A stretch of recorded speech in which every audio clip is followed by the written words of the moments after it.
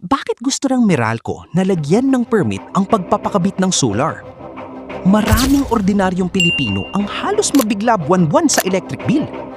May mga pamilya na halos electric fan at ilaw lang ang gamit, pero ang bill parang pang negosyo. At kamakailanan lang, nag-viral pa ang isang babae matapos niyang ikwento na mula sa dating halos 700 pesos nilang bill, bigla raw itong naging halos 7,000 pesos.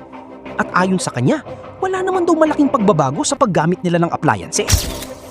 Dahil dito, maraming tao ang nakarelate. Kaya hindi nakakapagtaka na maraming Pilipino ngayon ang tumitingin sa solar bilang pag-asa.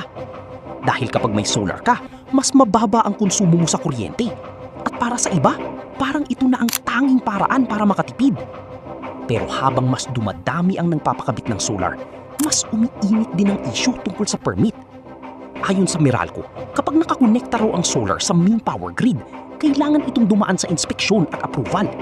Dahil kapag mali raw ang installation, pwedeng magkaroon ng electrical backflow na delikado sa buong linya at sa mga teknisyon. At para sa maraming eksperto, totoo naman na may risk kapag hindi maayos ang pag-install ng solar systems.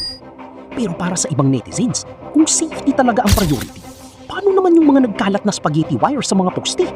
Yung mga kable na buhol-buhon, nakalaylay, at minsan inukang isang spark na lang bago magdulot ng sunog. Bakit daw parang mas mabilis pang mapansin ang solar permits kaysa ayusin ang mga delikadong linya na taon ng problema? Pero bakit nga ba? Dahil habang mas maraming tao ang nagsusolar, mas kunting kuryente ang nagiging bill nila buwan-buwan. At kapag mas bumaba ang konsumo ng tao, maaapektuhan din ang kita ng malaking electric companies. Kaya para sa marami, yung totoong para sa kaligtasan ito, bakit parang mas inuuna nilang bantayan ng solar kaysa ayusin ang mga problemang matagal nang nakikita ng lahat? Isa bang threat sa kanila ang paglaganap ng solar sa mga bahay-bahay? At ikaw, ano sa tingin mo? Comment mo opinion mo sa comment section.